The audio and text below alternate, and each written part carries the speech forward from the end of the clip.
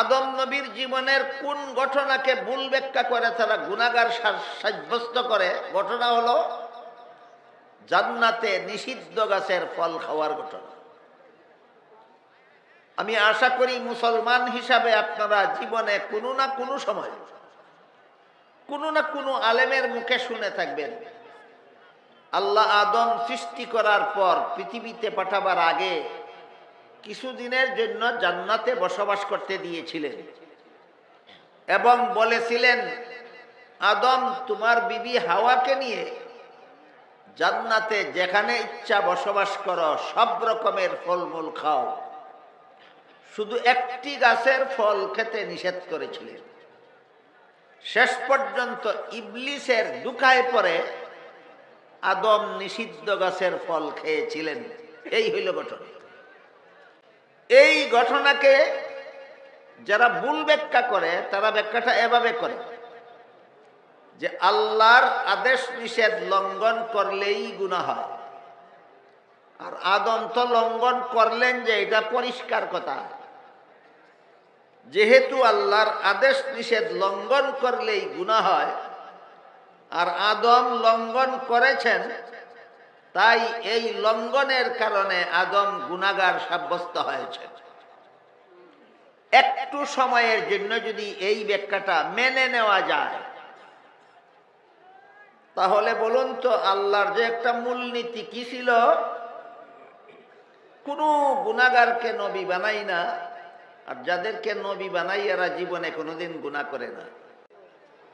ক্বালা ইন্নী জাইলুকা লিন্নাসি ইমামা ক্বালা ওয়া মিন যুররিয়্যাতি ক্বালা লা ইয়ানালু আহদিজ জালিমিন। وقال رسول الله صلى الله عليه وسلم لا تطروني كما أطرت النصارى عيسى ابن مريم فإني عبد الله ورسوله ولكن قولوا عبد الله ورسوله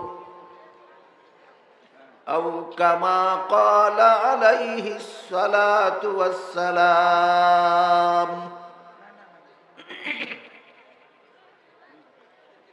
শ্রদ্ধেয় সভাপতি, হযরত উলামায়ে কেরাম, সম্মানিত সুধী সমাজ,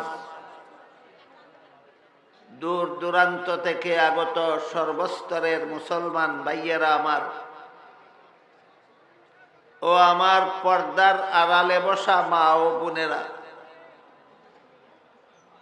পবিত্র কোরআনের যে আয়াত আমি আপনাদের সামনে তিলাওয়াত করেছি, তাতে আল্লাহ বলেন, তোমরা স্মরণ করো তখনকার ঘটনা যখন আল্লাহ ইব্রাহিম আলাইহিস সালামকে কতগুলি কঠিন পরীক্ষা করেছিলেন। পরীক্ষাগুলিতে পাশ করার পর আল্লাহ ইব্রাহিম আলাইহিস সালামকে বলেছিলেন, আমি আপনাকে মানুষের ইমাম বানাবো। মানুষের ইমাম হওয়ার যোগ্যতা রাখেন দুই শ্রেণীর লোক। প্রথম শ্রেণীর লোক হলেন নবীগণ, আর দ্বিতীয় শ্রেণীর লোক হলেন আলেমগণ। যারা নবীও নন, আলেমও নন, তাদের মানুষের ইমাম হওয়ার যোগ্যতা নাই। কথাটা যদি সহজে কেউ যাচাই করতে চান, নবী তো পাবেনই না বর্তমান দুনিয়াতে, আলেমও নয় এমন একজন মানুষকে আপনাদের মসজিদের ইমাম বানাইয়া দেখেন। যিনি আলেম না, তারে ইমাম বানাইলে নামাজ শুদ্ধ হইব না ভুল হইব? পরিষ্কার হইল যে আলেম ছাড়া ইমাম হওয়ার যোগ্য কেউ নেই। এই আলেমগণ হলেন দ্বিতীয় শ্রেণীর ইমাম, আর নবীগণ হলেন প্রথম শ্রেণীর ইমাম। আল্লাহ যে ইব্রাহিম আলাইহিস সালামকে ইমাম বানাবেন বললেন, আপনারা কি মনে করেন দ্বিতীয় শ্রেণীর ইমাম বানাবেন না প্রথম শ্রেণীর? অর্থাৎ আপনাকে আমি নবী বানাবো। তখন ইব্রাহিম আলাইহিস সালাম আল্লাহর কাছে আবেদন করলেন, হে আল্লাহ, শুধু আমাকে নয়, আমার পরবর্তী বংশধরদেরকেও আপনি নবী বানান। জবাবে আল্লাহ বললেন, আপনার বংশধরের সবাইকে নবী বানাবো না, কারণ আমার নবী বানাবার একটা সামগ্রিক মূলনীতি আছে। সেটা হলো, আমি গুনাহগারদেরকে নবী বানাই না। আল্লাহ কোন গুনাহগারকে নবী বানান না, আর যাদেরকে নবী বানান তারা জীবনে কোনোদিন গুনাহ করেন না। এই যে ইব্রাহিম আলাইহিস সালামের প্রস্তাবের জবাবে আল্লাহ একটা মূলনীতি বলে দিলেন। এই মূলনীতি এক দুইজন নবীর বেলায় ব্যতিক্রম নয়, সমস্ত নবীগণের বেলায় সার্বজনীন। বেগুনাহ হওয়াটা এক দুইজন নবীর গুণ না সকল নবীর গুণ? সকল নবীর গুণ হলো বেগুনাহ হওয়া। কাজেই নবীগণের জীবনের কোনো ঘটনাকে কেউ যদি ভুল ব্যাখ্যা করে, তাহলে ভুল ব্যাখ্যার মাধ্যমে কোন নবীকে গুনাহগার সাজাতে পারে। শুদ্ধ ব্যাখ্যার মাধ্যমে কোন নবীর জীবনের কোন ঘটনার দ্বারা গুনাহগার সাব্যস্ত হন না। আমার কথা বুঝে থাকতে বলুন, কোন নবীর জীবনের কোন ঘটনাকে শুদ্ধ ব্যাখ্যা করলে গুনাহগার সাব্যস্ত হন না ভুল ব্যাখ্যা করলে? ভুল ব্যাখ্যা করে।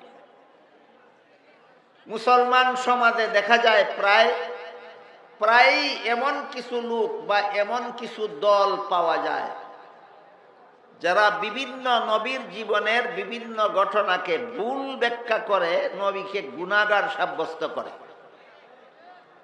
যে সমস্ত নবীকে এরা গুনাহগার সাব্যস্ত করে, এদের মধ্যে প্রথম নম্বরে রয়েছেন হযরত আদম আলাইহিস সালাম। যে সমস্ত নবীগণকে ভ্রান্ত ব্যাখ্যাকারীরা গুনাহগার সাব্যস্ত করে, তাদের মধ্যে প্রথম নম্বরে রয়েছেন কোন নবী? হযরত আদম আলাইহিস সালাম। আদম নবীর জীবনের কোন ঘটনাকে ভুল ব্যাখ্যা করে তারা গুনাহগার সাব্যস্ত করে? ঘটনা হলো জান্নাতে নিষিদ্ধ গাছের ফল খাওয়ার ঘটনা। আমি আশা করি মুসলমান হিসাবে আপনারা জীবনে কোনো না কোনো সময় কোনো না কোনো আলেমের মুখে শুনে থাকবেন, আল্লাহ আদম সৃষ্টি করার পর পৃথিবীতে পাঠাবার আগে কিছুদিনের জন্য জান্নাতে বসবাস করতে দিয়েছিলেন এবং বলেছিলেন, আদম, তোমার বিবি হাওয়াকে নিয়ে জান্নাতে যেখানে ইচ্ছা বসবাস করো, সব রকমের ফলমূল খাও, শুধু একটি গাছের ফল খেতে নিষেধ করেছিলেন। শেষ পর্যন্ত ইবলিসের দুকায় পড়ে আদম নিষিদ্ধ গাছের ফল খেয়েছিলেন। এই হইল ঘটনা। আজকে নূতন শুনলেন না আরো শুনেছেন? এই ঘটনাকে যারা ভুল ব্যাখ্যা করে, তারা ব্যাখ্যাটা এভাবে করে যে আল্লাহর আদেশ নিষেধ লঙ্ঘন করলেই গুনাহ হয়, আর আদম তো লঙ্ঘন করলেন যে এটা পরিষ্কার কথা। যেহেতু আল্লাহর আদেশ নিষেধ লঙ্ঘন করলেই গুনাহ হয়, আর আদম লঙ্ঘন করেছেন, তাই এই লঙ্ঘনের কারণে আদম গুনাহগার সাব্যস্ত হয়েছে। একটু সময়ের জন্য যদি এই ব্যাখ্যাটা মেনে নেওয়া যায়, তাহলে বলুন তো আল্লাহর যে একটা মূলনীতি কি ছিল? কোনো গুনাহগারকে নবী বানাই না, আর যাদেরকে নবী বানাই এরা জীবনে কোনোদিন গুনাহ করে না। এই ব্যাখ্যাটা মেনে নিলে আল্লাহর মূলনীতিটা ঠিক থাকে না লঙ্ঘন হয়? এটাই প্রমাণ হয়ে গেল তোমার ব্যাখ্যাটা ভুল। এতেই প্রমাণ হয়ে গেল তোমার ব্যাখ্যাটা ভুল। এই ভুল ব্যাখ্যা মুসলমান সমাজে মুসলমান থেকে উৎপত্তি হয়নি, বরং এই ভুল ব্যাখ্যার মাধ্যমে যারা আদম নবী সহ বিভিন্ন নবীকে গুনাহগার সাব্যস্ত করে, এরা এদের এই ভুল ব্যাখ্যাটা খ্রিস্টানদের কাছ থেকে আমদানি করেছে। নবীগণকে গুনাহগার সাব্যস্ত করার মতো অপব্যাখ্যা মুসলমান সমাজ থেকে উদ্ভূত নয়, নবীগণকে গুনাহগার সাজাবার মতো অপব্যাখ্যা খ্রিস্টান সমাজ থেকে আমদানিকৃত। তাই খ্রিস্টানদের সমাজ কিভাবে নবীগণকে গুনাহগার সাব্যস্ত করে তার সামান্য একটু আলোচনা শুনুন, তারপরে আপনারা শুদ্ধ ব্যাখ্যা কোনটা, যেই ব্যাখ্যা মতো আল্লাহর মূলনীতি লঙ্ঘন হয় না, সেটা শুনবেন ইনশাআল্লাহ। বাংলাদেশের স্বাধীনতার সূচনা লগ্ন থেকেই একদল খ্রিস্টানেরা এই বাংলাদেশে খ্রিস্ট ধর্ম প্রচারের কাজে নিয়োজিত রয়েছে। এদের সংগঠনটার নাম হলো খ্রিস্টান মিশনারি বাংলাদেশ। খ্রিস্টান মিশনারি বাংলাদেশের পক্ষ থেকে বাংলাদেশের মুসলমানদের মধ্যে খ্রিস্ট ধর্ম প্রচারণার জন্য যত বই পুস্তক পুস্তিকা তারা প্রকাশ করেছে, এর মধ্যে তাদের প্রকাশিত একটা বইয়ের নাম আছে কোরআনের আলোকে বেহেশতে যাওয়ার পথ। নামটাই এমন শব্দ চয়নের দ্বারা তারা রেখেছে, এই শব্দগুলি দেখলে একজন সাধারণ মুসলমান কল্পনাও করতে পারবে না যে এটা কোনো খ্রিস্টানের লেখা বই। কারণ কোরআনের আলোকে কি হয় খ্রিস্টানে বুঝবে কি, মুসলমান আলেম ছাড়া। বেহেশতে যাওয়ার পথ, মুসলমান আলেম ছাড়া খ্রিস্টানে কি জানবে? এই জন্য এমন শব্দের দ্বারা তারা বইয়ের নাম লিখেছে, নামটা দেখলে যেন কোনো সাধারণ মুসলমান কল্পনাও করতে না পারে যে এটা খ্রিস্টানদের লেখা বই। আসলে এটা খ্রিস্টানদের লেখা বই। এবার বলুন তো, কোরআনের আলোকে বেহেশতে যাওয়ার পথ বইটা কোনো মুসলমান আলেমের লেখা না খ্রিস্টানদের লেখা? খ্রিস্টানদের লেখা। এই বইয়ে তারা লিখেছে প্রথম মানুষ আদম, প্রথম পাপিষ্ট। আপনারা বলুন, আদম শুধু প্রথম মানুষ না প্রথম নবীও? প্রথম নবী আদম, প্রথম মানুষ আদম, প্রথম পাপিষ্ট। কি ছিল আদমের পাপ? তারা লিখেছে আদমের পাপ ছিল জান্নাতে নিষিদ্ধ গাছের ফল খাওয়া। জান্নাতে নিষিদ্ধ গাছের ফল খেয়ে প্রথম নবী আদম প্রথম পাপিষ্ট হয়েছেন। তারপরে এই পাপিষ্ট আদমের বংশে যত নবী জন্মগ্রহণ করেছে সমস্ত নবী জন্মগত পাপিষ্ট। অন্যান্য নবীর কি পাপ? পাপিষ্ট আদমের বংশে জন্ম হওয়াটাই অন্য নবীর পাপ। পাপিষ্ট আদমের বংশে জন্ম হওয়াটাই অন্য নবীর পাপ।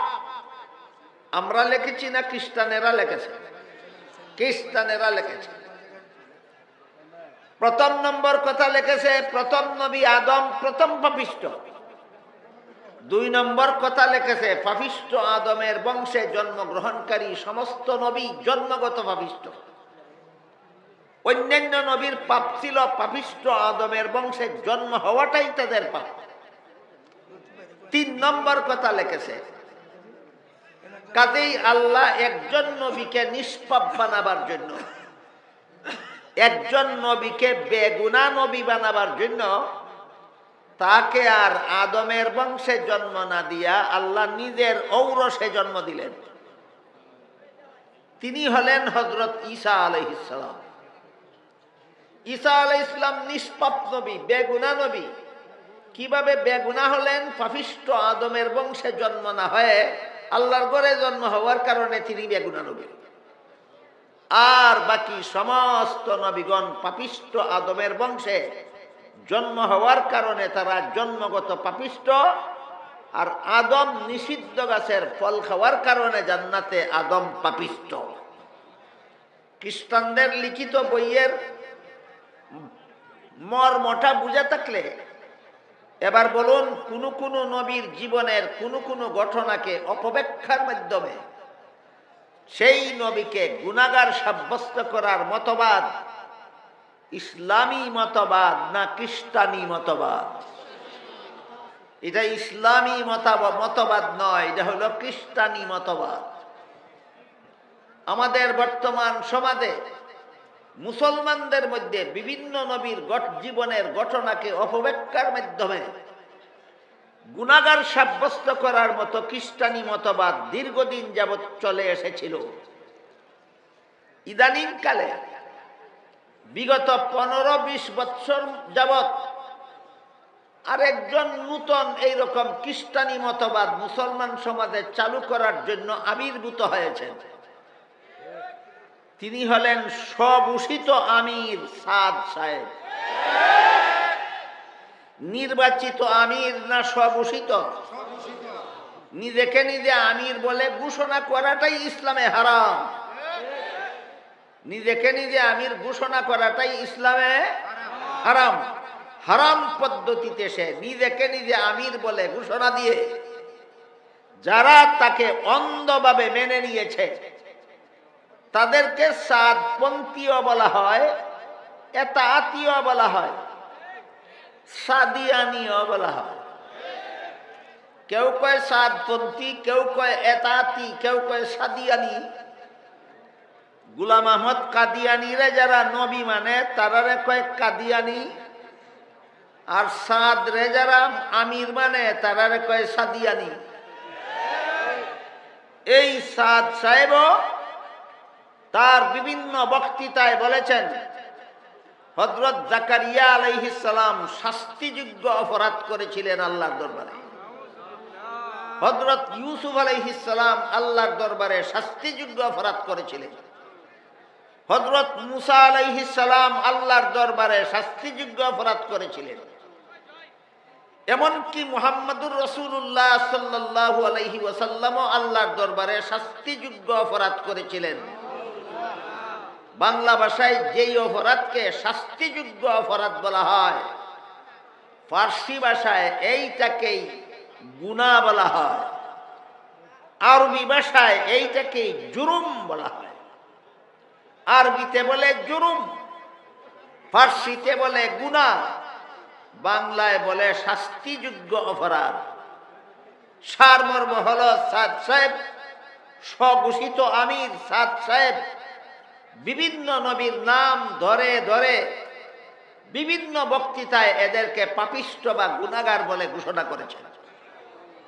এর দ্বারা পরিষ্কার হয়ে গেল বর্তমান দুনিয়ার তবলিগি ভাইদের কাছে সাদ সাহেব খ্রিস্টানি মতবাদ চালু করার এজেন্ডা নিয়ে কাজ করে যাচ্ছেন।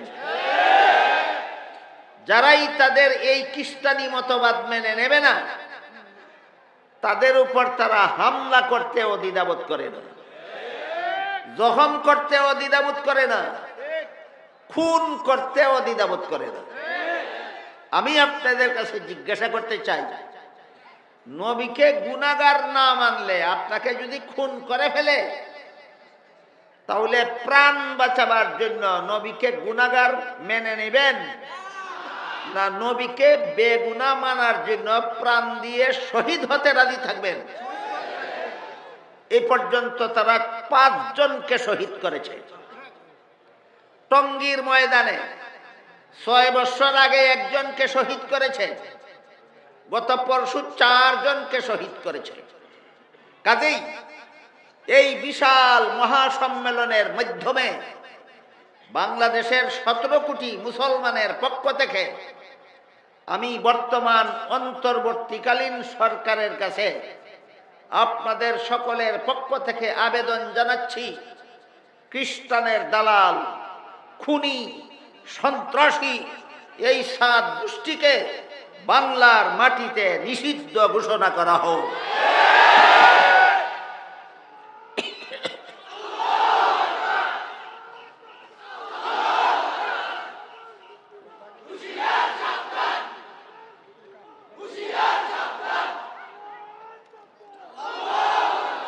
এবার আমরা বোঝার চেষ্টা করব জান্নাতে আদমের নিষিদ্ধ গাছের ফল খাওয়ার সহি ব্যাখ্যাটা কি। ভুল ব্যাখ্যা যারা করে তারা নিজেদের মস্তিষ্ক প্রসূত ব্যাখ্যা করে না খ্রিস্টানদের কাছ থেকে আমদানি করা ভুল ব্যাখ্যা করে। তাই আমরা এবার জান্নাতে আদমের নিষিদ্ধ গাছের ফল খাওয়ার সহি ব্যাখ্যাটা বুঝে নেই, যেন এই সাদ্দানি কাদ্দানীদের অপব্যাখ্যায় যেন আমাদের ঈমান নষ্ট না করি। আহলে সুন্নাত ওয়াল জামাতের সমস্ত মুফাসসিরিনে কেরাম যারা যারা তাফসীরের কিতাব লিখেছেন, বিগত প্রায় ১৫০০ বছরের ভিতরে হক্কানি উলামায়ে কেরামের যারাই তাফসীরের কিতাব লিখেছেন, সবাই আপন আপন তাফসীরের কিতাবে উল্লেখ করেছেন যে মানুষের কোনো কাজের দ্বারা সওয়াব হয় আর কোনো কাজের দ্বারা গুনাহ হয় দুনিয়ার জীবনের কোনো কাজে সওয়াব আছে, কোনো কাজে গুনাহ আছে। দুনিয়াতে আসার আগের কোনো কাজে সওয়াব নাই, গুনাহ নাই। দুনিয়ার থেকে বিদায় হওয়ার পরবর্তী কোনো কাজে সওয়াব নাই, গুনাহ নাই। উদাহরণ শুনলে বুঝবেন সহজে। বলুন তো, দুনিয়ার জীবনে মুসলমানদের জন্য 5 বেলা নামাজ পড়া ফরজ কিনা? না পড়লে গুনাহ হয় কিনা? 5 বেলার নামাজ না পড়লে গুনাহ হয়। দুনিয়াতে আসার আগে আপনারা 5 বেলা নামাজ পড়তেন, গুনাহগার হইছেন কেন? ওই জীবনের সাথে গুনার কোনো সম্পর্ক নেই। আপনাদের পূর্বপুরুষের যারাই দুনিয়ার থেকে বিদায় হয়ে কবরে চলে গেছেন, তারাও কি 5 বেলা নামাজ পড়েন? গুনাহ হয় কেন? এরা এই দুনিয়াতে নাই, আরেক জগতে চলে গেছেন। প্রমাণ হলো মানুষের কোনো কাজের দ্বারা গুনাহ হয় অথবা সওয়াব হয় শুধু দুনিয়ার জীবনে। দুনিয়াতে আসার আগের জীবনের কোনো কাজে সওয়াব গুনাহ নাই। দুনিয়ার জীবন শেষ হওয়ার পরের জীবনের সাথেও কোনো সওয়াব গুনাহ সম্পর্ক নেই। এবার বলুন, আদম নিষিদ্ধ গাছের ফল খেয়েছিলেন দুনিয়ার জীবনে না দুনিয়াতে আসার আগের জীবনে? এর সাথে সওয়াবেরও কোনো সম্পর্ক নাই, এর সাথে গুনারও কোনো সম্পর্ক নাই। এবার বলুন, এই ব্যাখ্যাটা মেনে নিলে আল্লাহর মূলনীতিটা মনে আছে? লা ইয়ানালু আহদিজ জালিমিন, গুনাহগারদেরকে আমি নবী বানাই না। এই ব্যাখ্যাটা মেনে নিলে মূলনীতিটা লঙ্ঘন হয় না ঠিক থাকে? প্রমাণ হলো এটা শুদ্ধ ব্যাখ্যা। কি প্রমাণ হলো? এটা শুদ্ধ ব্যাখ্যা। কাজেই নবীগণের জীবনের কোনো না কোনো ঘটনাকে ভুল ব্যাখ্যা করে যারা নবীগণকে গুনাহগার সাব্যস্ত করে, এদেরকে আবার খুব বড় গলায় মুসলমানদেরকে ঐক্যবদ্ধ হওয়ার দাওয়াত দিতে শোনা যায়। আসুন আমরা সব মুসলমান ঐক্যবদ্ধ হয়ে যাই। দাওয়াতের সাথে কোরআনের আয়াত দ্বারা দলিলও দেয়। কি আয়াত? আয়াতটা হলো সূরা আলে ইমরানের 103 নম্বর আয়াত। সেখানে আল্লাহ বলেছেন, ওয়াতাসিমু বিহাবলিল্লাহি জামিআন ওয়ালা তাফাররাকু। এর অর্থ হলো, হে মুমিন মুসলমানেরা, তোমরা আল্লাহর দ্বীন পালনের মাধ্যমে ঐক্যবদ্ধ হও। এমনি ঐক্যবদ্ধ হও আল্লাহ বলেছেন না, আল্লাহর দ্বীন পালনের মাধ্যমে। আল্লাহর দ্বীন পালনের মাধ্যমে ঐক্যবদ্ধ হও। হাদিসে জিবরিল নামে একটা প্রসিদ্ধ হাদিস আছে। সেই হাদিসে আল্লাহর রাসূল বলে দিয়েছেন 3 প্রকার এলিমের নাম মুসলমানের দ্বীন। কত প্রকার এলিমের নাম? 3 প্রকার এলিমের নাম মুসলমানের দ্বীন। এর মধ্যে প্রথম প্রকার এলেম হইল ইলমে আকাইদ, আকীদা বিশ্বাসগত এলিম। আকীদা বিশ্বাসের সিদ্ধান্ত হলো নবীগণ বেগুনাহ। ইসলামী আকীদা বিশ্বাসের চূড়ান্ত সিদ্ধান্ত নবীগণ বেগুনাহ। এটা মেনে মুসলমান ঐক্যবদ্ধ হও। তোমরা যারা নবীগণকে বেগুনাহ মানো না, তোমাদের মুখে ঐক্যবদ্ধ হওয়ার দাওয়াত শুভা পায় না। হায়া লজ্জা থাকলে যারা নবীগণকে গুনাহগার সাব্যস্ত করে, সাহাবায়ে কেরামের সমালোচনাকে যারা হালাল মনে করে, হায়া লজ্জা থাকলে মুসলমানদেরকে ঐক্যের কথা বলতো না। এক হাদিসে রাসূল করিম সাল্লাল্লাহু আলাইহি ওয়াসাল্লাম বলেন, ইযা রাআইতুমুল্লাযীনা ইয়াসুব্বুনা আসহাবি ফাকুলু লানাতুল্লাহি আলা শাররিকুম। এর অর্থ হলো, হে আমার উম্মত মুসলমানেরা, তোমরা যখন ওই সমস্ত লোকদের দেখতে পাবে যারা আমার সাহাবাদের সমালোচনা করে, তাদেরকে বলে দিও আমার সাহাবা সমালোচকদের উপর আল্লাহর লানত। সাহাবা সমালোচকদের উপর আল্লাহর লানত। এই জন্য ইলমে আকাইদের দুইটা সিদ্ধান্তের কথা বলছি আপনাদেরকে। ইলমে আকাইদের একটা সিদ্ধান্ত হলো সমস্ত নবীগণ আজীবন বেগুনাহ। দ্বিতীয় সিদ্ধান্ত হলো সাহাবায়ে কেরামের জীবনের অতীতে যত গুনাহ খাতা করেছিলেন শেষ পর্যন্ত পুরাপুরি সংশোধন হয়ে যথাযথভাবে তওবা করেছিলেন। সেই তওবার উপর আল্লাহ সন্তুষ্ট হয়। সূরা হুজুরাতের ৩ নম্বর আয়াতে আল্লাহ বলে দিয়েছেন, লাহুম মাগফিরাতুন, আমার নবীর সাহাবাগণের জীবনের সমস্ত ভুল ত্রুটি গুনাহ খাতা মাফ করে দিলাম। হাদিস শরীফে আল্লাহর রাসূল বলে দিয়েছেন, আত-তাইবু মিনাজ যামবি কামাল্লা যামবালাহু। তওবার কারণে যাদের গুনাহ মাফ হয়ে যায় তারা আবারও বেগুনাহ হয়ে যায়। তাই সমস্ত সাহাবাগণ দুনিয়ার থেকে বেগুনাহ হয়ে বিদায় হয়েছেন। যার দরবারে গুনাহ ছিল, যার দরবারে ভুল ছিল, কার দরবারে? আল্লাহর দরবারে। তিনি বলেন মাফ করে দিলাম। যার দরবারে গুনাহ ছিল তিনি সন্তুষ্ট হয়ে বলেন মাফ করে দিলাম। যার দরবারে গুনাহ ছিল তিনি সন্তুষ্ট হয়ে বলেন মাফ করেছিলাম। এরপরে আবার সমালোচনা করার অধিকার কোনো মানুষের বাবারও নাই। এই জন্য ইলমে আকাইদের দ্বিতীয় সিদ্ধান্ত হলো সাহাবায়ে কেরামের সমালোচনা করা হারাম। তাই যারা নবীগণকে গুনাহগার বলে অপপ্রচার করে, যারা সাহাবায়ে কেরামের সমালোচনা করে বেড়ায়, এদের মুখে ঐক্যের দাওয়াত হাস্যকর। এদের মুখে ঐক্যের দাওয়াত হাস্যকর। আল্লাহ বলেননি তোমরা নবীগণকে গুনাহগার সাব্যস্ত করে ঐক্যবদ্ধ হও। আল্লাহ বলেননি তোমরা সাহাবায়ে কেরামের সমালোচনা করে ঐক্যবদ্ধ হও। আল্লাহ বলেছেন আল্লাহর দ্বীন পালনের মাধ্যমে ঐক্যবদ্ধ হও। আর হাদিস শরীফে আল্লাহর রাসূল শিক্ষা দিয়েছেন, নবীগণকে বেগুনাহ মেনে ঐক্যবদ্ধ হও, সাহাবায়ে কেরামের সমালোচনা হারাম জেনে ঐক্যবদ্ধ হও। সুতরাং মুসলমানদের ঐক্যবদ্ধ হওয়ার ঠিকানা হলো ইসলামের বিশুদ্ধ আকীদা বিশ্বাস অন্তরে পোষণ করো। ঐক্যবদ্ধ হওয়ার প্ল্যাটফর্ম হলো এটা। যদি সত্যই ঐক্য চাও, নবীগণকে বেগুনাহ বিশ্বাস করো। সত্যই যদি কোনো মুসলমান ঐক্য চায়, সেজন্য সাহাবায়ে কেরামের সমালোচনাকে হারাম মনে করে। এই গেল নবী রাসূল সম্পর্কে এক দলের চূড়ান্ত বাড়াবাড়ি। যারা বাড়াবাড়ি করে নবীগণের জীবনের বিভিন্ন ঘটনাকে অপব্যাখ্যা করে তাদেরকে গুনাহগার সাব্যস্ত করে। আরেক দল আছে, এরা বাড়াবাড়ি নয়, সারাসারি আছে। সারাসারি কি? এরা নবী এবং ওলিগণের অতিভক্ত। কি ভক্ত?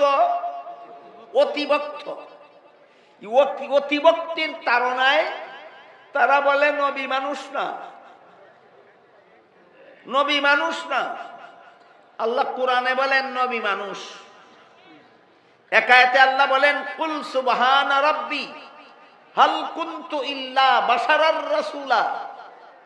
অর্থাৎ হে রাসূল করিম সাল্লাল্লাহু আলাইহি ওয়াসাল্লাম, আপনি বলে দিন আমি আল্লাহর শরীকদার নই, আল্লাহ শিরিক থেকে পবিত্র।